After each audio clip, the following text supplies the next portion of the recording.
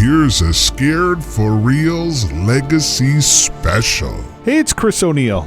Adam Perry. And 30 years ago, this week, The Crow was released, the movie The Crow. The comic book had already been out for a while, hadn't it, Adam?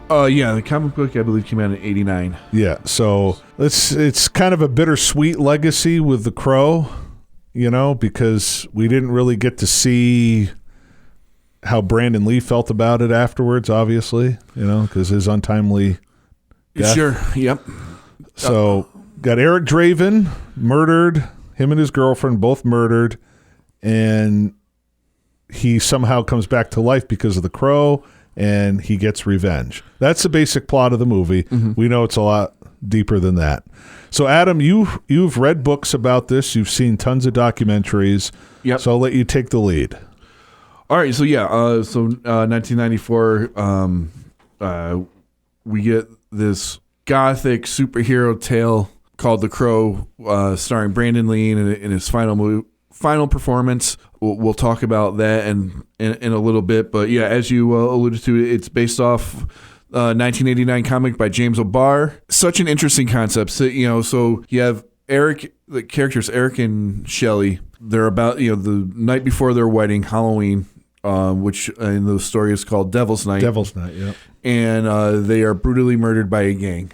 1 year later, through this specter of, the Crow, Eric Draven is brought back to life to seek revenge. And, as they say in the movie, put the wrong things right the wrongs that were done to him and Jill. Now, before we go any further, what an interesting concept. Mm-hmm. We've seen a lot of revenge stories before. Yeah. When you think of like comic books, graphic novels, mm-hmm. you don't think of like something like this. Yes. I mean, I kind of put yourself in that headspace. And I heard Brandon Lee talk about this a lot as he was doing promotion for the movie.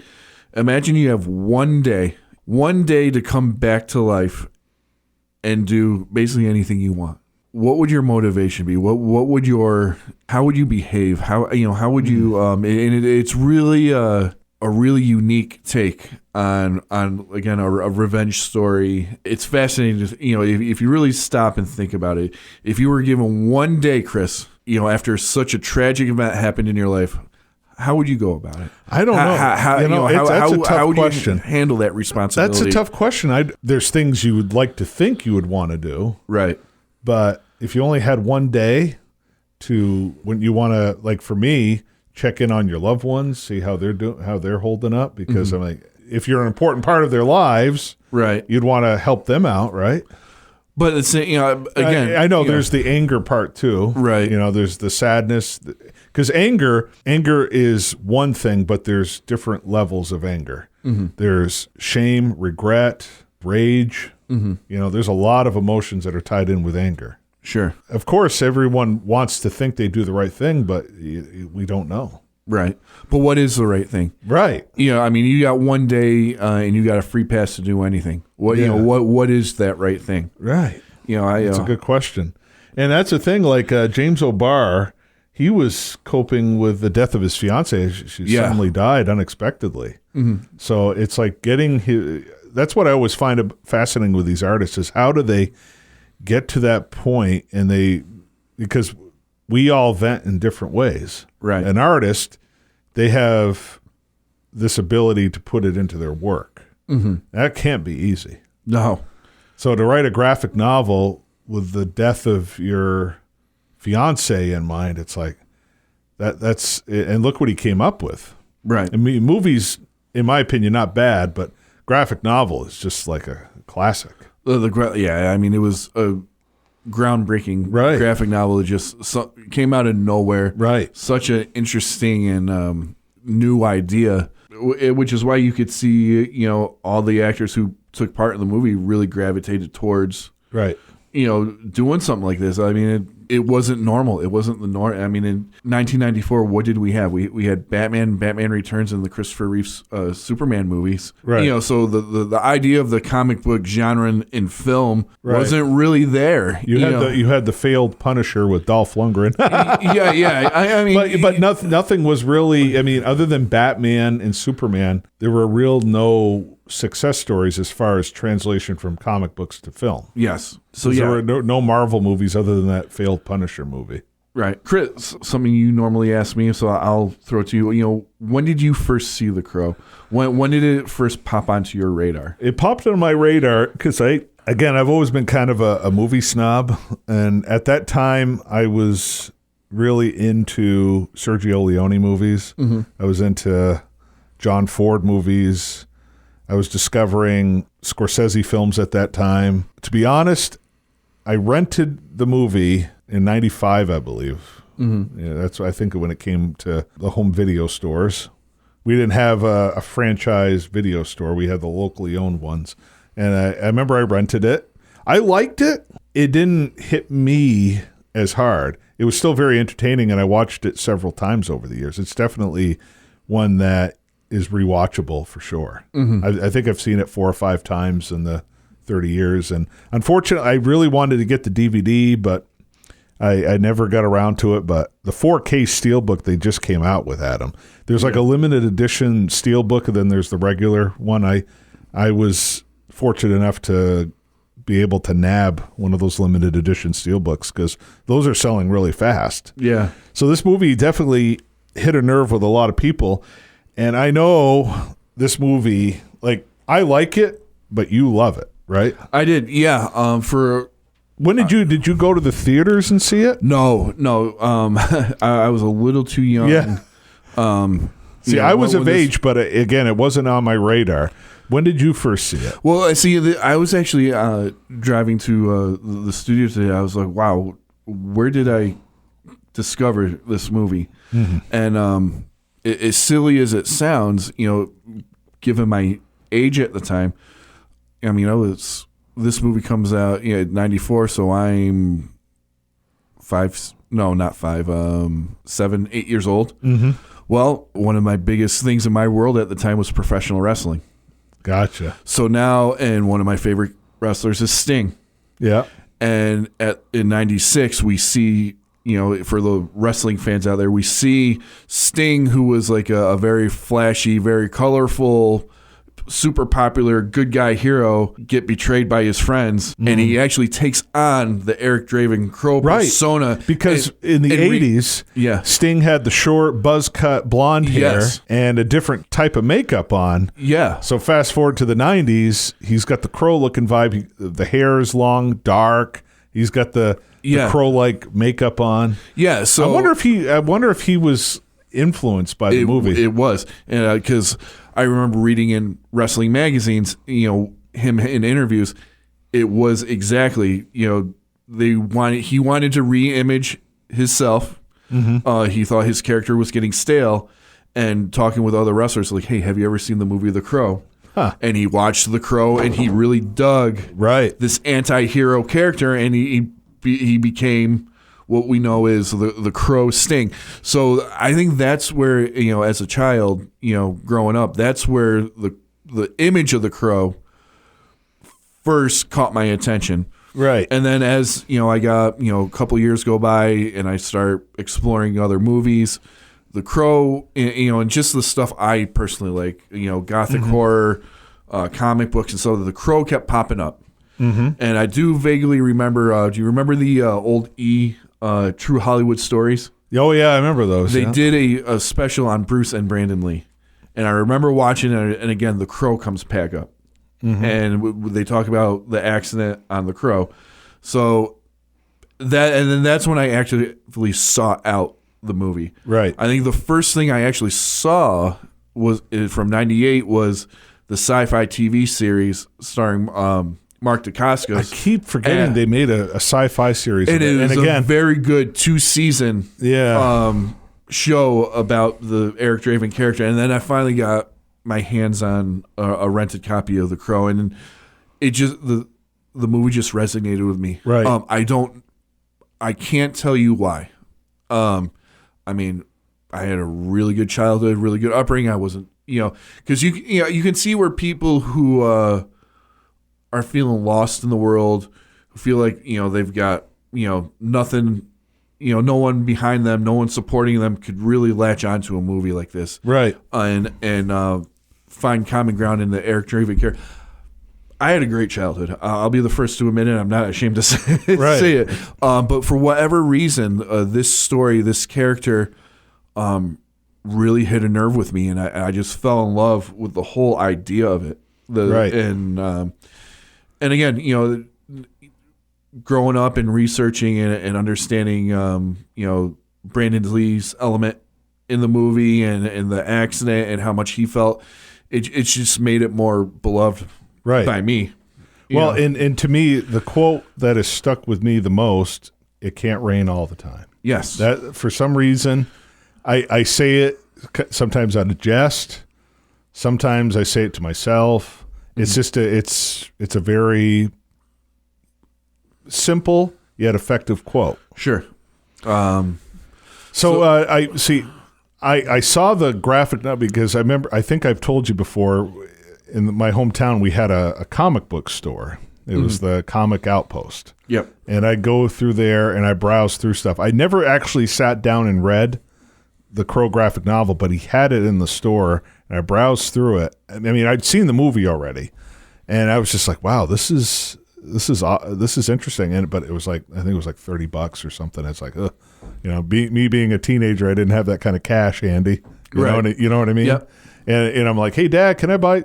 Earn it, son. You go out and work and then you save. And it's like, okay, I'm not going to get any help here, but maybe someday I'll eventually get it. But I was browsing through it, and it's a very, not only amazing artwork, but the story hit me harder from the little bit I was reading. I couldn't stay in there and read the whole thing, unfortunately, but it grabbed me a lot more than the movie. Obviously, it's hard to make a movie outdo the book. Right, yeah. And the graphic novel is radically different from the movie.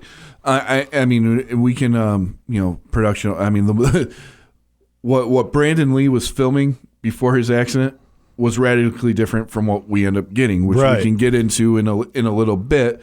But the final product from, if we're talking from James O'Barr's graphic novel to what we got in May 11th, 1994. Is so radically different. How did James O'Barr feel about the adaptation? He loved it. He and Brandon Lee were very, very close. So he took the accident very hard. Right. Because Brandon Lee championed when he got the role. He championed the novel so much. I mean, the man walked around with the graphic novel under his arm for a year. Prior to making the movie, Brandon Lee fell in love with this concept. The Eric Draven, he loved everything about it. And you can tell in his performance how much he cared and how important this role was to him. We've talked about his father before. We did have the Brandon Lee episode a couple months ago. The stark difference, I'll always say between Brandon and Bruce Lee is Bruce Lee was a martial artist dabbling in acting. Brandon Lee was an actor who did some martial arts. Right. And you can tell in The Crow, that, had this accident not had the sky was the limit with his abilities as an actor and a performer. All right. So might as well just talk about the elephant in the room, the accident. Let's get it out of the way because it's just very depressing. So how much of the film did they make before it? Because you look at like Wikipedia, and he had finished most of his scenes. Yep. Was that true?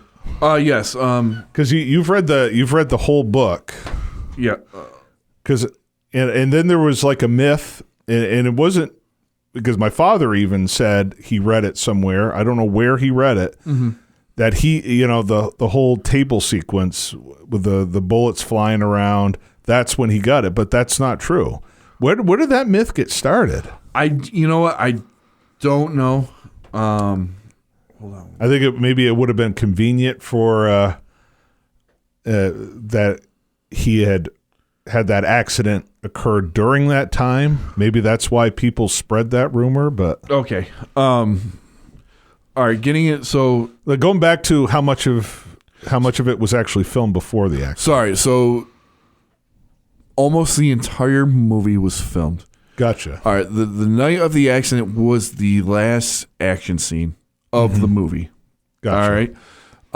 What was left was 2 weeks of actually the most important parts of the movies, which was Brandon Lee's dialogue and his flashbacks that fleshed out his character. Right. So there's a wonderful book. It's hard to find because it's not in print anymore. It's called The Crow: The Story Behind the Film by Bridget Bias. Bridget Bias worked every day on The Crow. She was a costumer. Okay. And friend of Brandon Lee's. Okay. So she wrote a memoir, and it chronicles just almost day by day everything that happened on The Crow. So it's like a diary. Yes, and it is the most fascinating book I've ever read on the making of a movie, and also the saddest. Right. Because when we get to the accident, and I'll touch on what's written in this novel or in this book, how unnecessary it was. Sorry. So, but to your question, so I don't know.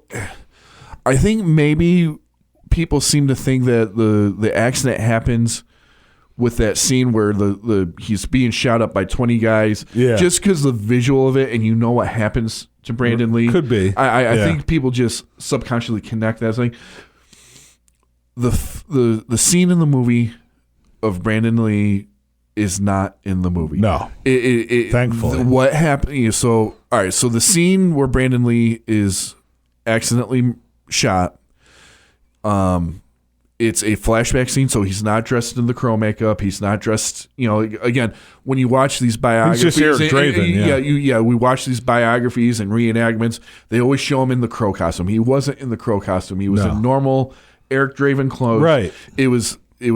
They were filming a flashback of when Shelley was being beaten and raped, and he walks in on the gang doing this. He's holding a bag of groceries, and there's a squib in the bag. And the actor who played Funboy, Mike Massey, shoots him as he's coming through the door, and chaos resumes. That was supposed to be the scene. That scene is not in the movie. After the accident, they took Brandon's stunt double. And what you see now in the finished product is he's not carrying groceries. He's walking through the door, and then he's hit with a knife by Tintin. Right. So the whole scene, the whole lead up to what happened to him is not in the movie. There's no camera tricks to cover up the accident. The accident was totally cut. It's in storage for legal purposes and held by the Lee estate. No one will ever see it, and it was not anywhere close to the finished product of the movie. Well, I think they started doing that. Well, have they exploited, showing his father's funeral and Game of Death. But remember the Twilight Zone? Right. Vic Moreau. Yep. Some of that is still in the movie. Yes. Yeah. You can go on YouTube and you can watch the whole accident play right. out. I know. It's terrifying. It's like, why? No one. I don't want to see that. It's like I know there's some morbid. Curiosity got the best of me, and I've watched it. And it's horrifying. But you see a little bit of it in the movie. And it's like, the director Alex Poyas made sure that there is nothing in that movie. So we're if anybody listening to this thinks that there's any little bit of that accident in the final product of The Crow, they're wrong. It's not in there. Yes, thank God. So back to how much. But what happened was the accident happens. Do you want to talk about the accident itself, or do you want to talk about the fallout, and then we can go back to the accident itself, or Brandon Lee's, what Brandon Lee is and what Brandon Lee isn't in the final product? We might as well talk about both of them because they're both kind of tied in. Okay, so all right, so before I get into the details of the accident. To wrap up what we have now on film, the movie we have now compared to what we would have seen. So again, Brandon Lee shot, I would say 80% of the movie. He had 2 weeks left of shooting, but again, these scenes that he needed to shoot were all dialogue and story-driven scenes. The action scenes were done, and these were the bread and butter of the movie. This was going to tell us link the whole story together. So now we got a problem because we can't do that with Brandon. Like Sarah's narration in the beginning of the movie, that was supposed to be Brandon Lee's narration. Right. That part I did read about. There was a whole character called the Skull Cowboy who comes back with the crow that kind of leads Eric Draven, and you can actually go on YouTube and see some deleted scenes between Brandon Lee and the Skull Cowboy talking in a graveyard. That whole character had to be cut out, and scenes with Brandon Lee needed to be cut out because the story elements weren't finished. Yeah, and it was a continuity thing. So. Yeah. So Brandon Lee specifically, when you watch The Crow, if he is not facing the camera, it's not Brandon Lee. They use his stunt double. They use the silicone life mask, which is Bridget Bias says in the book was the craziest thing in the world because the accident happened. Brandon dies. They take a couple months off before they decide to finish the movie for Brandon. Right. And could you, again, you've spent so many months with Brandon Lee. You fall in love with Brandon Lee as a person, and you're friends with him. You know he's dead, and then you walk into the makeup room and there's Brandon Lee sitting there, but it's really just his stunt double with a life mask on him. But the life mask looks just like him. Yeah, and like a Mission Impossible movie. Yeah. Oh, so I mean, you can go online and see side by side pictures of test makeup of Brandon and then the stunt double with the life mask. It's just unnerving.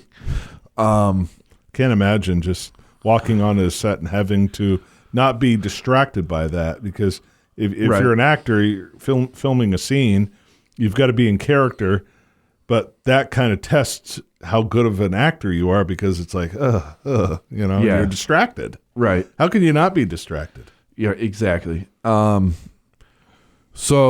if you're watching The Crow, if Brandon Lee's back to you, 90% of it's not him. Mm-hmm. If he's facing the camera and he's talking, it's him.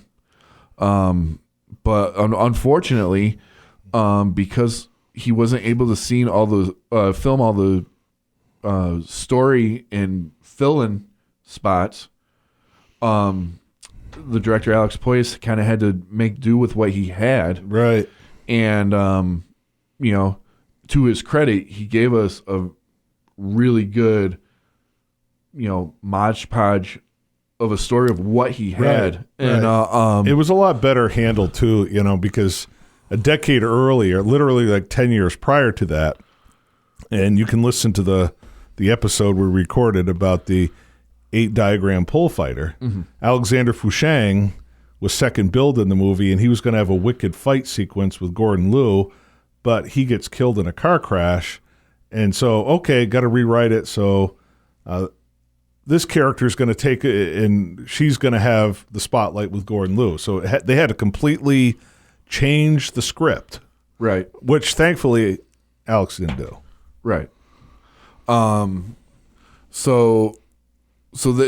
to just dispel any rumors and innuendos of what you think you're seeing in the movie, as far as in context of the accident and what is and what isn't Brandon Lee, again, there is nothing in that movie even remotely related to his accident, which is good. It was completely taken out and reshot with his stunt double. And to be honest, I wouldn't want to see that footage anyhow. I know there's some morbid people that would enjoy that, but again, there's, I won't lie, there's a true crime fan in me that would just, I kind of want to see just to see how it played out. Right. But then there's the fan in me that I would never want to see that, out of respect for Brandon Lee and the family. See, I'm the kind of guy that I love, when people die on screen, like in a movie setting. Right. But if I know it's real, I can't watch it. Right. I can't watch that stuff. That stuff just bothers me. All right. Anyway. So now again,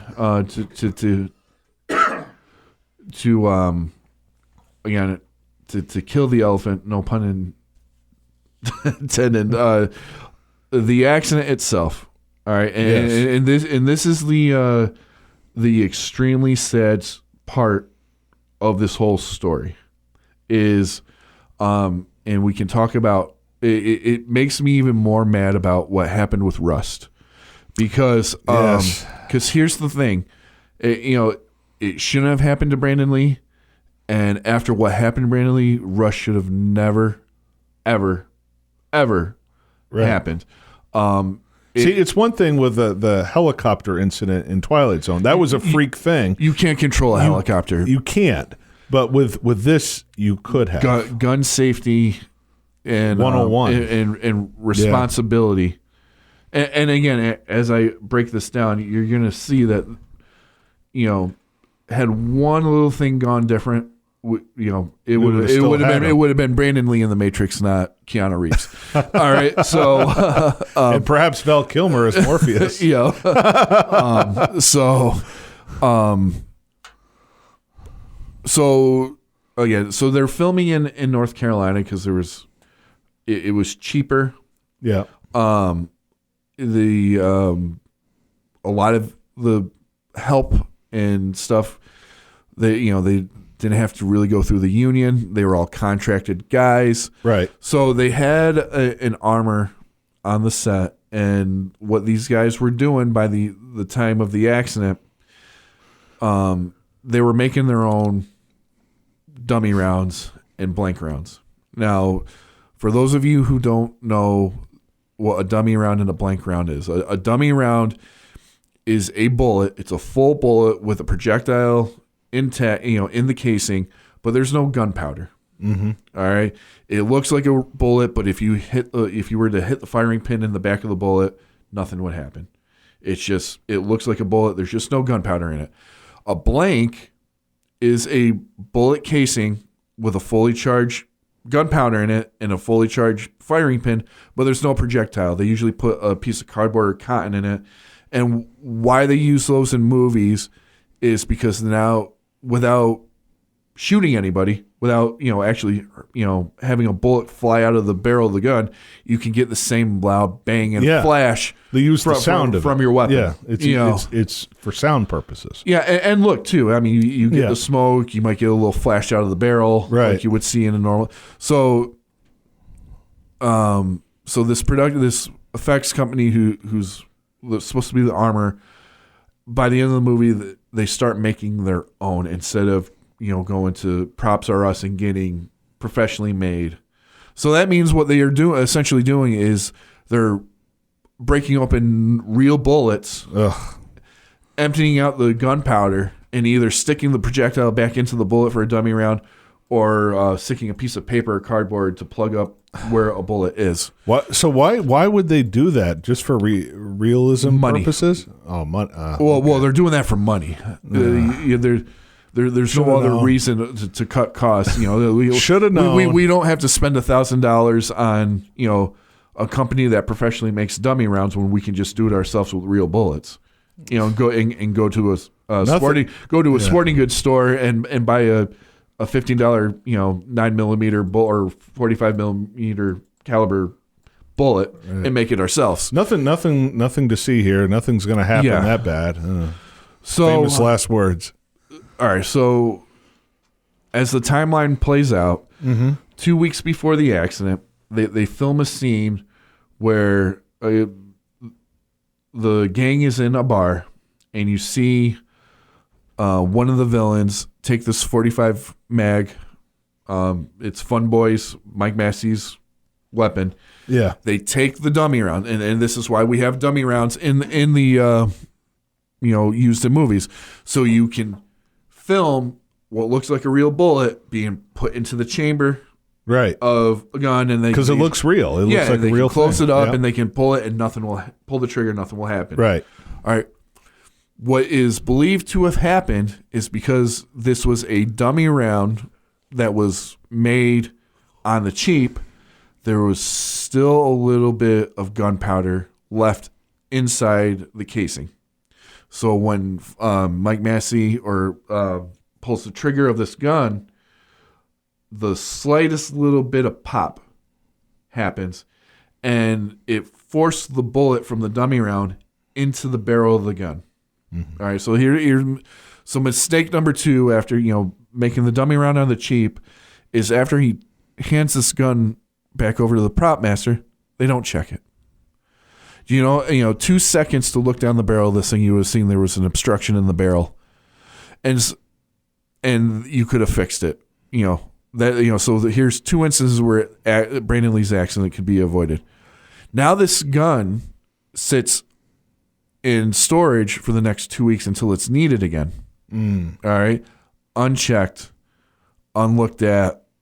Now the day the accident happens, they retrieve the gun. Yet again, this is gun safety 101. Before you hand, especially if you're the armor and the prop master. Even if you're not a gun enthusiast, it's common sense. Check the weapon. Right. Check the you always check the weapon. Right. Well, they didn't check the weapon. So this projectile is still the bullet, is still in the barrel of this .45 revolver. Yeah. So they get to set, and again, reading the book, and they were frustrated. They were all looking forward to it because they had a week's break after this scene before finishing the movie. Brandon Lee was supposed to be married in that week off, right? So they're all kind of anxious to get this done, and it's the last scene of the movie with any sort of gun violence, right? And even again, the costumer and the prop master, because the bag of groceries had a squib in it, which is a small explosive to resemble a bullet hitting in the bag of groceries. They were asking Brandon Lee to wear a bulletproof vest in case the squib hurt him, and he refused to do so. Brandon, he is quoted in saying, "If it's my time to go, it's my time to go."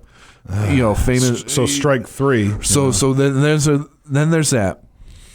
They get on set, they rehearse it. Yeah. Without the weapon. Rehearsal goes over fine. They know what they're doing. Right. Now they bring the gun on set. They put it in Mike Massey's hand. They put a blank round. Again, a blank round is a fully charged bullet just without the projectile. Right. Alex Poyas says, "There's your target. Point the gun at the target, and that's where I want you to shoot." Well, Mike Massey says, "If I point that way, the camera's it's not going to look like I'm aiming it at Brandon." And Alex Poyas was like, "Do not point the gun at Brandon. I'm looking through the camera. It will be fine." And they argued about it just to catch everybody up. Mike Massey has a gun, an unchecked firearm in his hand with a bullet stuck in the barrel that has now been loaded with a fully charged blank. He has a target to aim this weapon at, and he's arguing with the director that it won't look right if he doesn't aim it at Brandon Lee. They call action. Brandon walks to the door. Well, Mike Massey aims the gun at Brandon. Because he thinks he knows better. Right. Brandon goes down. The actress who played Shelley said he fell down differently than he had rehearsed, but it looked beautiful, as Brandon was a very graceful guy. Right. And she thought it was just him improvising, and she said it looked amazing. Then it said that Brandon kind of he doesn't say anything, but he takes his hand and kind of does a cutting motion across his neck and then slumps over. Everybody else cut. Brandon never gets back up. So basically what happened is, when Mike Massey fired the revolver at Brandon Lee, the projectile flew out of he basically got shot by a real bullet. The bullet just wasn't in the casing. It flew through the barrel, went into his abdomen, punctured his aorta, and got lodged into his spine. So they realize that there's a problem. They call EMS, and then 12 hours later, in 2 surgeries, we lose Brandon Lee. Yeah. It was now this happened like March 13th. This is March 30th, 93. March 30th. Okay. You're gonna listen to this and you're gonna hate Mike Massey for it. Mike Massey was very tortured by this accident for the rest of his life. He really, really struggled. He died pretty young himself. He just died recently of cancer. Yeah. About 2 or 3 years ago. But he was only in his, 50s, 60s? Yeah. It was a perfect storm of neglect that led to this accident. Unfortunately, again, it comes down to gun safety 101, whether you're a gun enthusiast or not. Right. The number one rule is always check your weapon. And the number 2 rule is never point it at anybody unless you intend to shoot them. Right. And even if it's a fake weapon. Yeah, even on movie sets, you don't ever point a weapon at anybody. It's just like common sense. And again, and this is what makes what happened on Rust even more infuriating, that you didn't learn from this in 1993. Right. And that gun safety was still neglected, 30 years later. Mm-hmm. So anyway, so that's the accident, everybody. Again, you want more details on, how the rest of the filming and the production of the movie played out and the fallout of the accident. I highly recommend you find this book by Bridget Bias. It's fascinating. You might be able to probably track it down on eBay or something. Yeah, it's heartbreaking, but it really is fascinating to read about because, I mean, the production itself, I mean, a week into filming, a guy was electrocuted and lost his ears. I mean, so like all the rain scenes, where Brandon Lee's literally walking around with nothing but pants on. They didn't heat the water. The poor guy is doing all these scenes in freezing cold temperatures, and then they have a massive hurricane go through North Carolina. During production. Everyone talks about the troubled Exorcist shoot. Yeah, Rebel Without a Cause being cursed. I would say that there's a lot of curses on the Crow set. Yeah, well, yeah, inadvertently. Shudder has a wonderful series called Cursed Films, and in the first season, the finale is The Crow, and again, it's a doozy. Another awesome doc if you ever want to check it out. So anyway, so yes, that is the story of the accident, and again, I reiterate to everybody: if you think you see the accident in the movie, you're wrong. Again, I'm personally grateful we don't need to, in my opinion, don't need to see that. Yeah. It's just something you don't need to see. Yeah. I mean, believe it or not, it was, especially like the freezing cold water and stuff like that. That stuff didn't change until Ernie Hudson got on set and was like, what the hell's going on here? And he started pulling his union weight and his street cred in the business to because he was some changes. He was a veteran at that point. He had that kind of clout because of his Ghostbuster stuff. Right. So let's talk about casting a little bit. You brought up Ernie Hudson. Yes.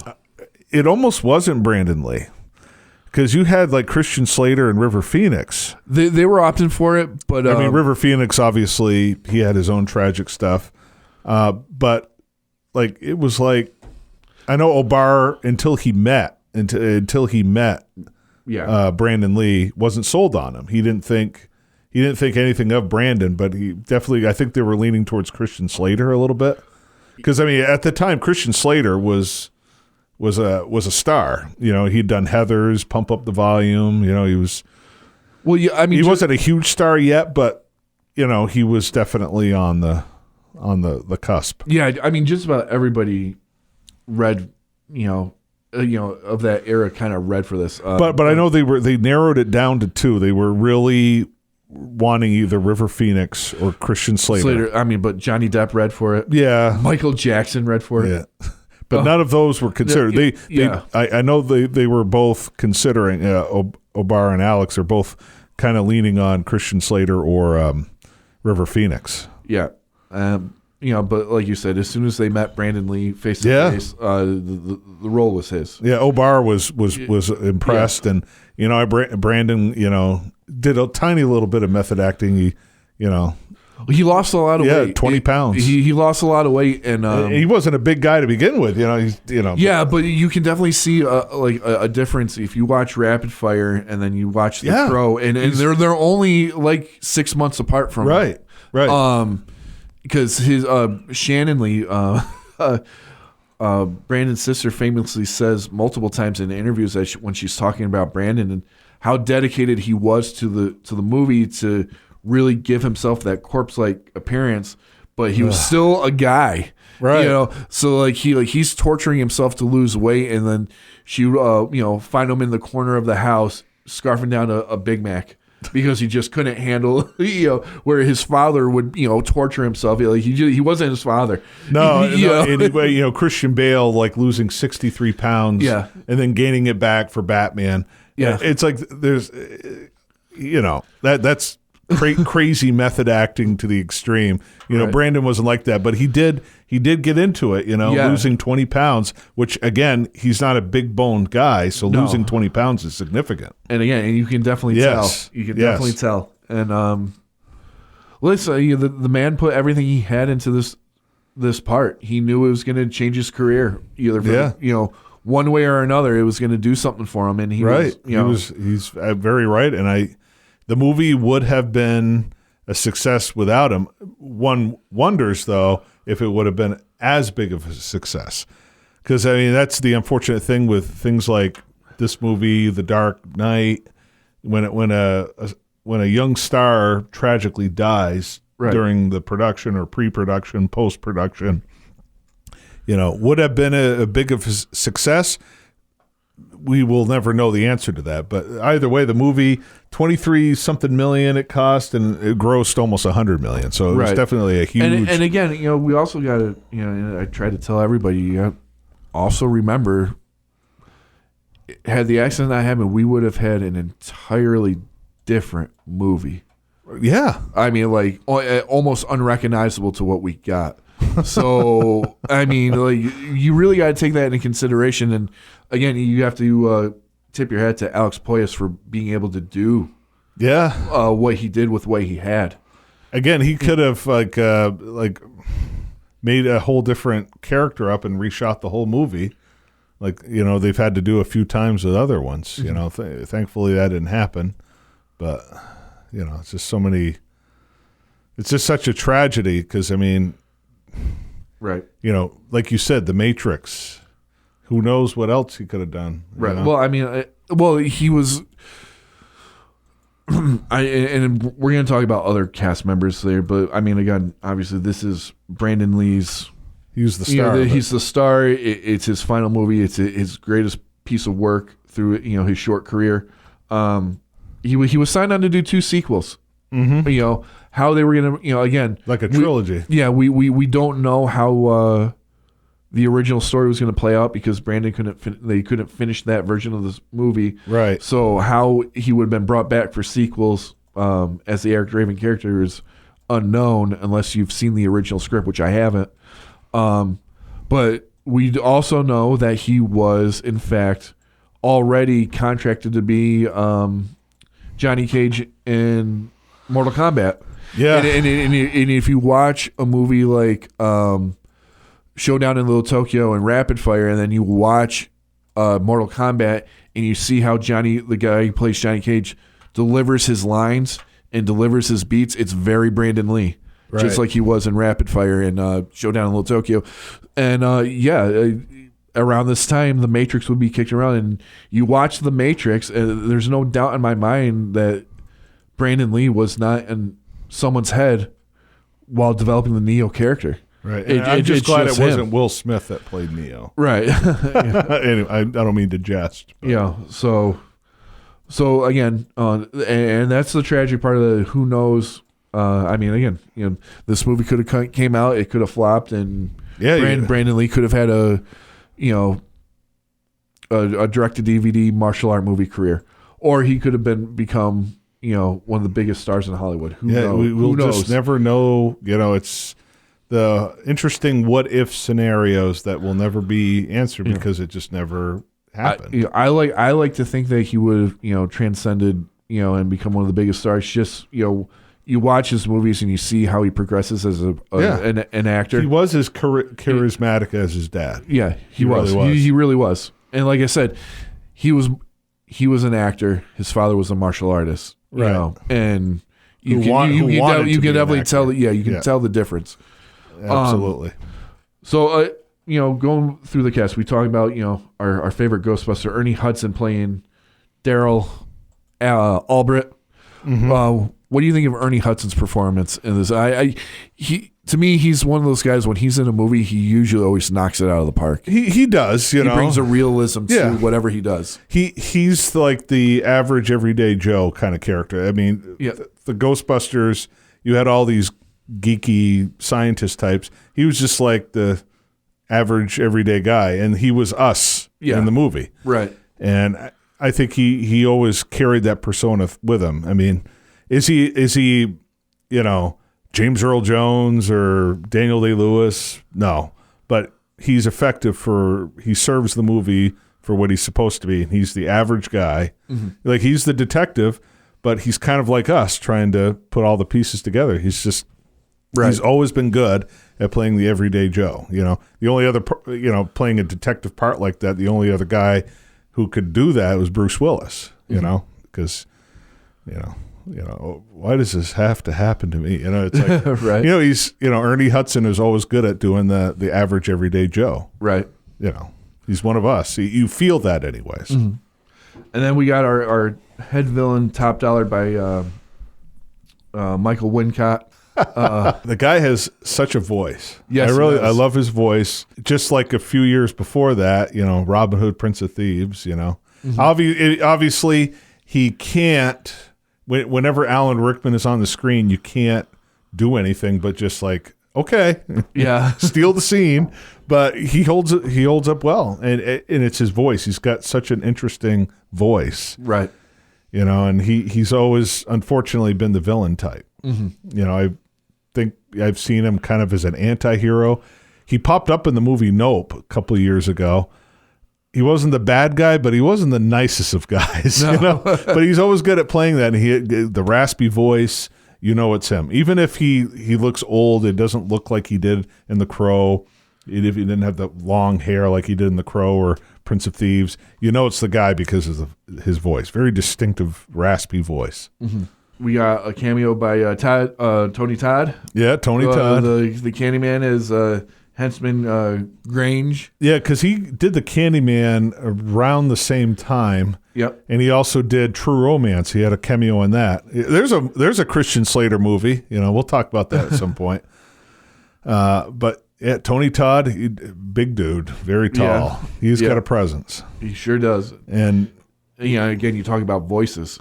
Yeah, and unfortunately, the only movie where they let Tony Todd go was Candyman. Unfortunately, I haven't seen him in any other movie where he really shines like that. And it's unfortunate because he's got an amazing screen presence, and he could have easily been the main villain in this movie because he's got that commanding presence. Yeah. And he's got the voice, like you say. Yeah. They could have made Michael Wincott, but unfortunately Michael Wincott was more known because like you look at, you can name more Michael Wincott movies off the top of your head than you can with Tony Todd. Sure.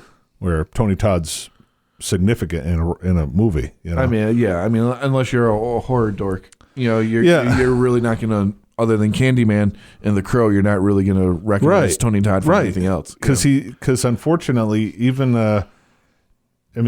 that's what most cult film enthusiasts talk about are those movies with Tony Todd. They don't talk about any of his other movies really, which is it's a shame because the guy, I know he could have done a whole lot more. Sure.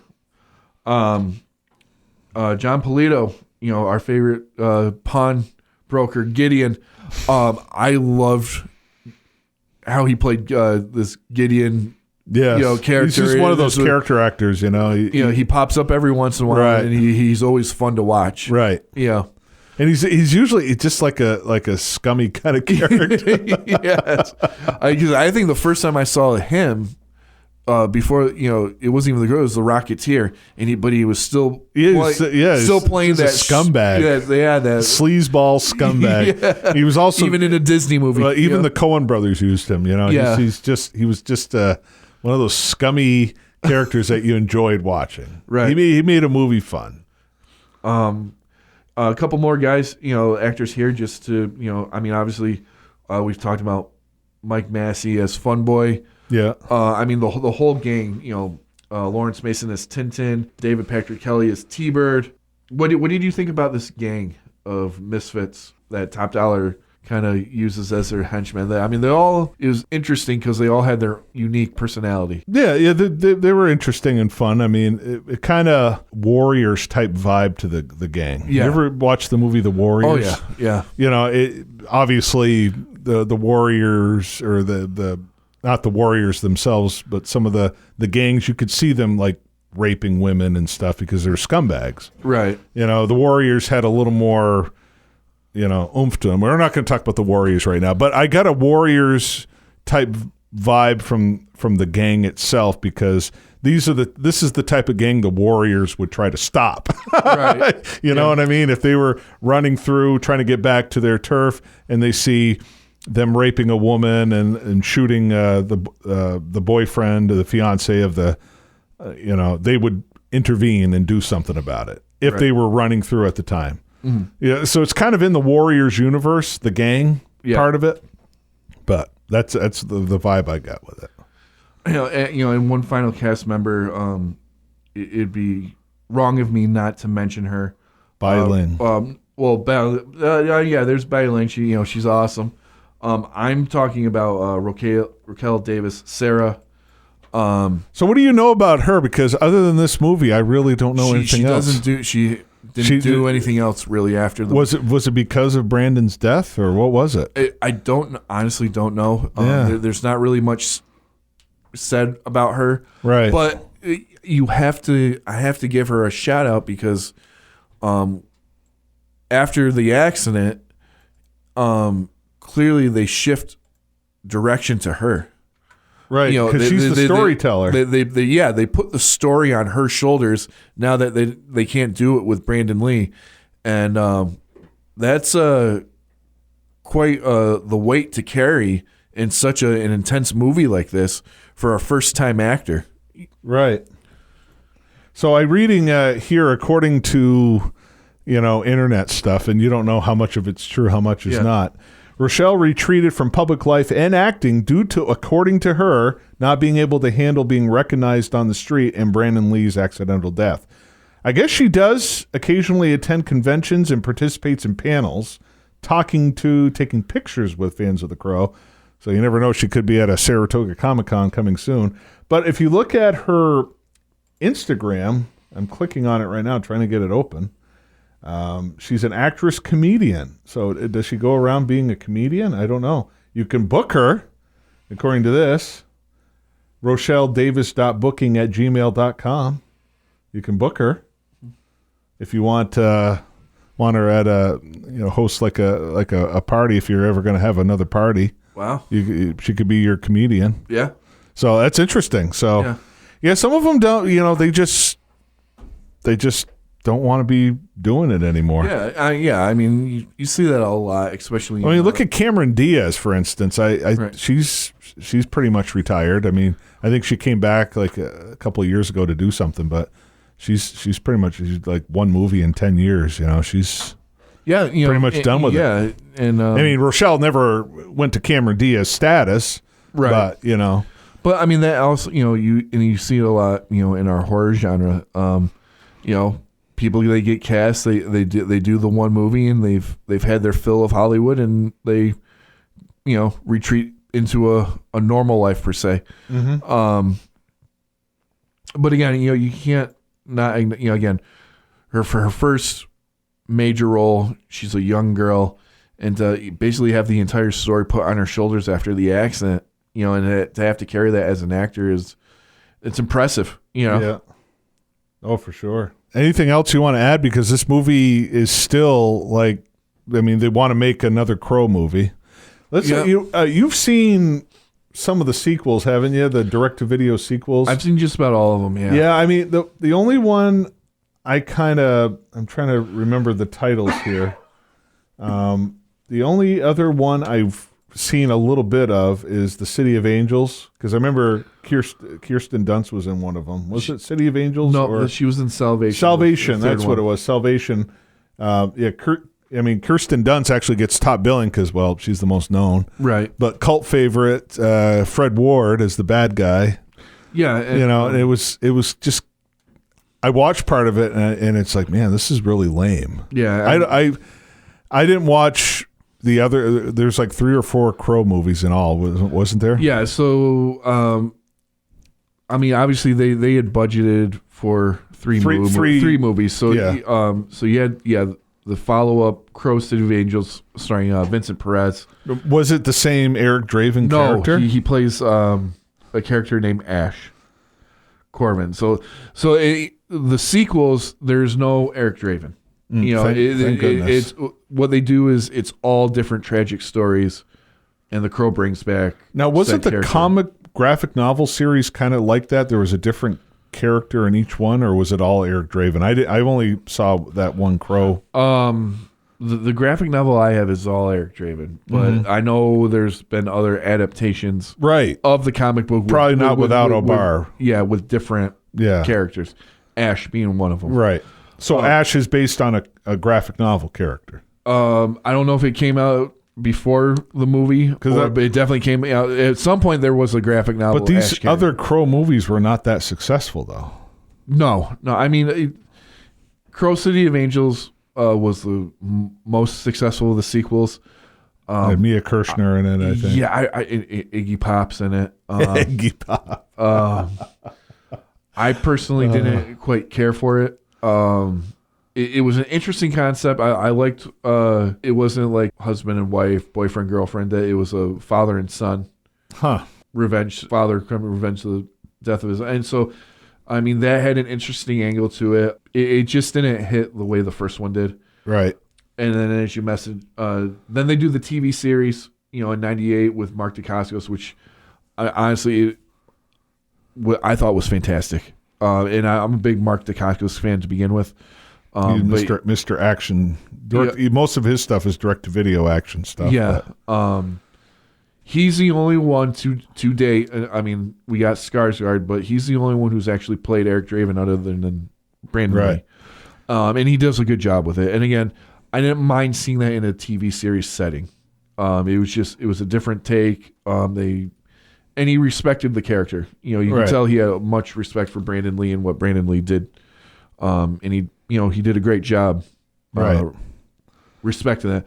Then 2000 we had Crow Salvation with Eric Mabus and Kirsten Dunst. Again, direct-to-video. It was okay.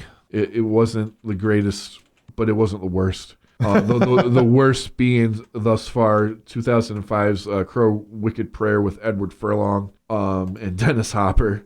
That's the thing. Tara Reid. But you think with Dennis Hopper, you think with Dennis Hopper at least there would be some entertaining value to it. I mean, not with him. Even with Dennis Hopper, it's not worth watching. It was a mess from start to finish.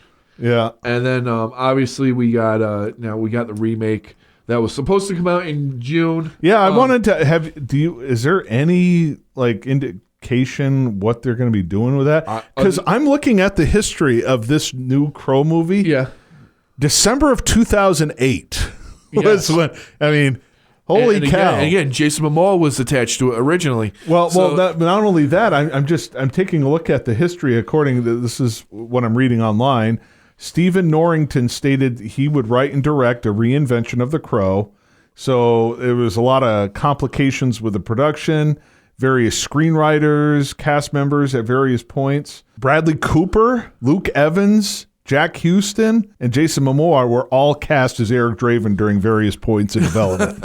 Bradley Cooper. Yeah. Oh, my goodness. I cannot see Bradley Cooper doing that. I cannot see Jason Momoa doing it either because he's just so bland in every movie. And Game of Thrones was the best thing he did, in my opinion. Okay.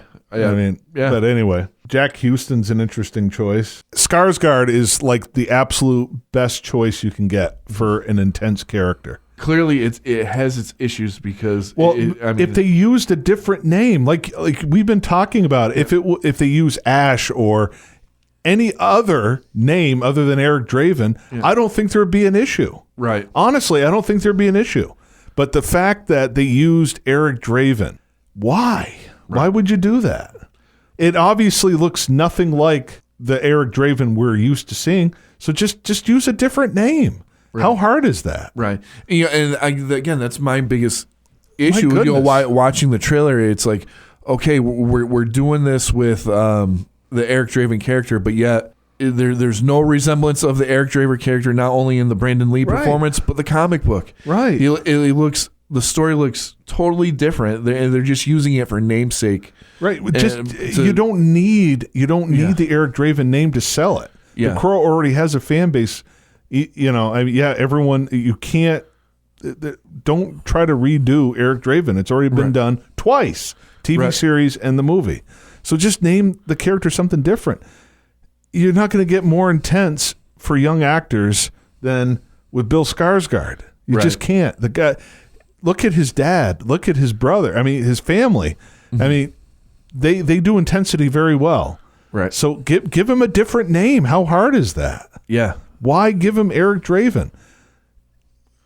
No one was faulting the actual story. They were faulting the name. Right. This is not Eric Draven. That was the biggest thing I saw online. Was not of Bill Skarsgård. Mm-hmm. It was this is not Eric Draven. Yeah. So why can't they just change the name? Maybe that's what they're doing. Maybe they're reshooting some stuff. Right. I think I want to see it because I saw the preview. It didn't look that bad. It really didn't look that bad to me. Mm-hmm. It looked like it's not going to be a 4 or 5 star movie, but it looked like it'd be fun to watch. Right. So just call him something different. Right. Call him Adam Perry. Yeah. Right, why not? Yeah. Anybody. Yeah. Maybe you get a little kickback from that. But no, seriously, that is the only problem I could see with the new Crow movie is they just used the wrong name. Yeah, well, clearly something scared them because, again, this was supposed to be coming out in June and it's now since been pulled, and there is no, unless it's changed. It says it's scheduled to be released on August 23rd. Okay, so they pushed it back 2 months. And hopefully, but they're still calling him Eric Draven though. Why? That's going to hurt them, I think. Well, I mean, they're probably got to be married to it by now. I mean, you made a whole movie calling a character one name. I mean, you know how much money it would take to reshoot all of that. I know. Yeah, I know. Yeah, but I'm just saying, it's when you have these meetings. Why does some of this stuff get, this should never have been past go. Just call him something else. Ash is a little too close to the Evil Dead franchise. Mm-hmm. So, I mean, Eric. Why Eric? Well, it's. But anyway, it comes down to the dollar. It's the recognizable name in the franchise. Yeah. They're trying to cash in. Obviously, it's connected to Brandon Lee, so I mean, I'm sure there's a little motivation there, to just draw off that legacy. But but again, what's the point of drawing off the legacy if you're not going to give the actual character it's supposed to be? Right. I mean, again, I don't need anybody to copy what Brandon Lee did, as long as you're actually making the character that was in the comic book. Right. And they're clearly not even doing that. No. So, but wrapping up, we got 30 years of this wonderful movie, Chris. Yes. If you haven't watched it or you only watched it once a long time ago, I highly recommend everybody. It's one of my recommendations to anybody who, good movie. Right. The Crow, again, the tragedy, of losing Brandon Lee during the making of this movie, but we do get this wonderful performance from him, and it really showcased what this guy had to offer the world of entertainment, and he put everything he had into it, and it shows on screen. Right. And I just can't say enough about it. It was, again, I can see where people who've had rough upbringings can connect to this movie. I can see where the horror community connects to this movie, the goth community, and just anybody can connect to this movie in one way or another. It's a good storytelling. But you put all the tragedy, the comic book stuff aside. Yeah. It's an entertaining film from start to finish. Absolutely it is. I mean, who doesn't love an old-fashioned revenge story with a little twist? And, right? and I'm pretty sure one of the reviews from either Siskel or Ebert even mentioned it as being the best superhero movie since Batman at the time. Right. Yeah, I mean, and that's one hell of a compliment because Batman with the Michael Keaton Batman was the bar. Yeah. In your opinion, it was the water at that time. It was the watermark. Superman was the bar. Yeah, and then Batman came out, and a lot of people can contend and especially in the early '90s that Batman '89 was the watermark at that time. Well, maybe money wise, but like for making like comic book movies with passion and love, I still haven't seen a more heartfelt comic book adaptation than the 1978 Superman. I mean, I can agree with you on that, but the mania that came after Batman. Well, okay, box office. Yes, I agree. Box office benchmark. 100% agree.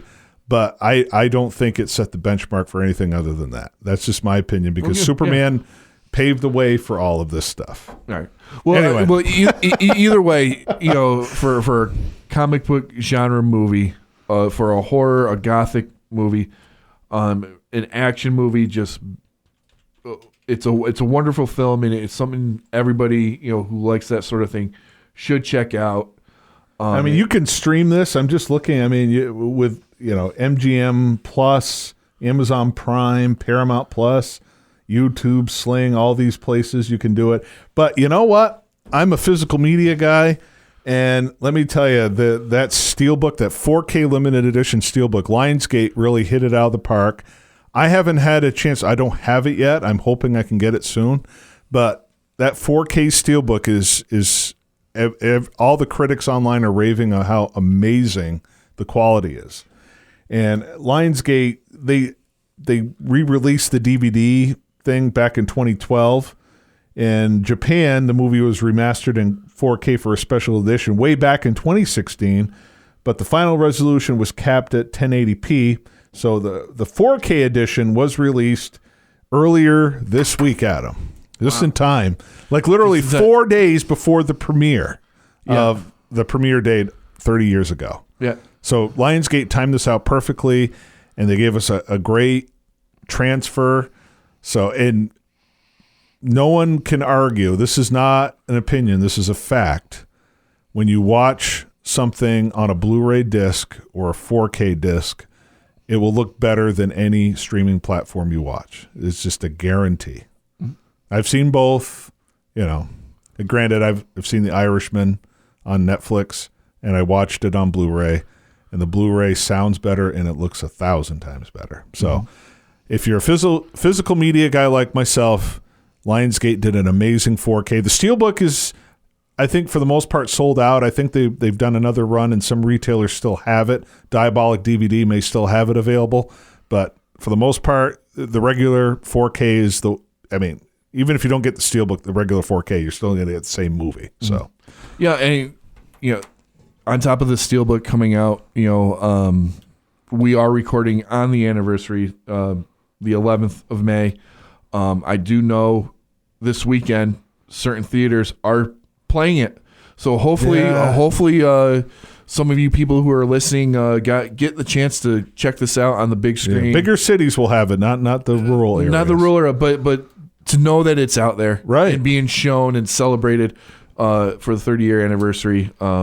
It's wonderful to see, and it's wonderful. And I feel for a long time The Crow kind of got lost in the shuffle, so it makes me really happy to see some love to the original movie. See, I don't think there was ever any loss of love for it. It's not loss of love. I guess it's more overlooked. No, it's not overlooked. I think the reason why maybe it's never talked about as much is because of the tragedy involved. Right. It's still loved. Right. I've never seen any lack of love for it in the home video sector. I mean, that brilliant 2 DVD set that came out 20-something years ago. Yeah. And there's still a lot of love for it. The soundtrack, people still crank up. The soundtrack is. I was just listening to it the other day. An incredible soundtrack. I mean, even the musical score itself is top notch. Yeah. But even if you don't love musical scores, cranking up "Milquetoast" by Helmet, I get the music video with the Brandon Lee swinging the doors open of the church, the steeple at the end. I think of Helmet's "Milquetoast" whenever I see that song. "Burned" by The Cure. They never played it live until just a couple months ago. Right. And that's the most, that's when he dons the makeup. That's such an iconic scene and song. Oh, yes. But Graham Revell's musical score has to be noted, too, because it's a phenomenal score. It really does captures the mood of the film very nicely. So The Crow, however you can watch this movie, I'm going to watch the 4K once I get a hold of it. Let us know what you think about The Crow. Are you like me? It's good. It's not great. Or are you like Adam? Yeah, this is like a masterpiece. Either way, let us know what you think. YouTube, Facebook, Twitter, X, Instagram. We're at Scared for Reals. That's our handle. Just reach out. Let us know what you think.